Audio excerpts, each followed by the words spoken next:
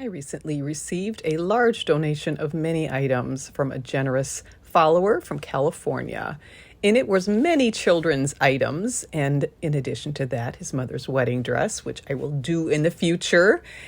And what I'm focusing on today in the donation is this dress. In it was also a little bag that had 3 spools of matching thread. It has the matching belt, and I love this color. It had this tissue paper with Christian Dior on it, and inside were 2 pairs of stockings. I'm assuming the lighter one was probably worn for her wedding, and this one here matches the dress, and that is the Christian Dior pair. You can just barely see the ink that remains on the band of that stocking. So in with it was this spool of what I first thought was like a horsehair ribbon, like used for hems and making hats and whatnot. And it turns out it's silk organdy ribbon. And then I realized the dress is made from that ribbon. I mean, this blows my mind. I cannot believe that somebody was able to make the dress from this. I can sew, but I cannot crochet. I cannot, well, now anyway, knit. So I did some research and I found what I believe are the original instructions. This is a reprint PDF that I ordered from eStitches on Etsy. This is all a foreign language to me, so this makes no sense to me what all these instructions are. But here you can see that spool of the silk organdy ribbon, and here is what it's made on. It's a hairpin lace crochet loom. So I found an inexpensive one from eBay just because I was curious. And I like to challenge myself to try to learn new things. I'm pushing 60, so I got to keep using my brain. So I watched a YouTube video over and over and over again in slow motion. And finally, I was able to get the gist of it. And this is absolutely not a how to do this kind of thing. Definitely refer to a video where somebody actually knows what they're doing. But here's the gist of, yeah. I kind of struggled there. The gist of how this is done. So you do this kind of stitch and then you just keep flipping it every round. So you do one of these stitches and then how the edges come off and then get finished with this other thread. That's a whole nother thing that I don't understand, but at least I figured out that portion of it.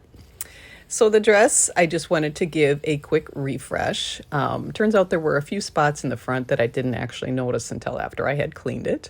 But as it's silk, I'm wanting to be very gentle with it. So I'm using the Heritage Park, and it's an unscented meant for silk and wool. And I'm using my mesh rack on the bottom. And I'm doing cool water because I don't want it to shrink.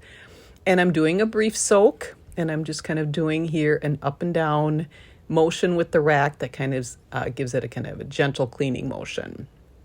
You can see a little bit of color loss in the water, which is partly why I wanted to keep the soak brief, because I didn't know how color fast this was going to be.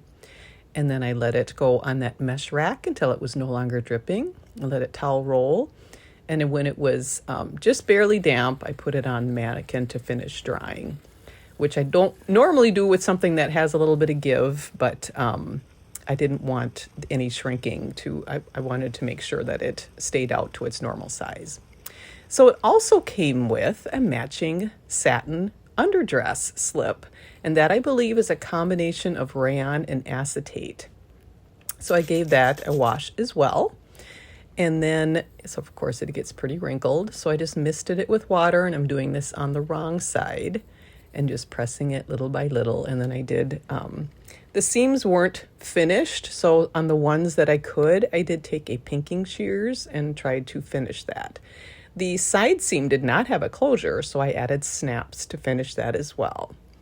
So the belt did not have a buckle, so I took a vintage plastic one from my stash, and I thought, why not use that silk ribbon to make it so that it's matching? So it got a little better as I went on, and I wish I would have done a longer piece of the double ribbon, because I had to do this about 3 different times. But I just kind of did sort of a buttonhole stitch around the whole thing.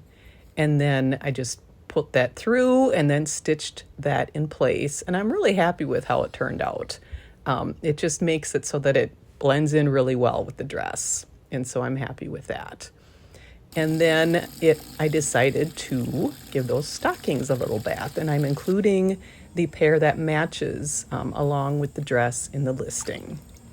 And again, I'm using the Heritage Park and just giving it a cold water, quick wash. And then I put in the other pair, which I will eventually include with the wedding dress when I get to that.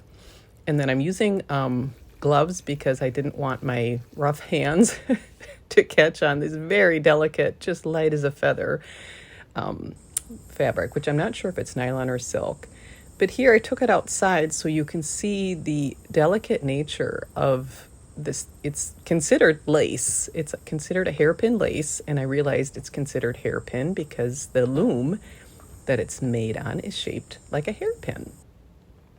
So this, to me, is just an amazing find. I, again, am stunned with the amount of work that somebody put in to making this. The donor didn't think that it was his mother that made this, so it's unsure who it was that did this incredible labor of love. And I think this is an heirloom-worthy gown for somebody, and completely classic. I mean, totally wearable today and beautiful 70 years later.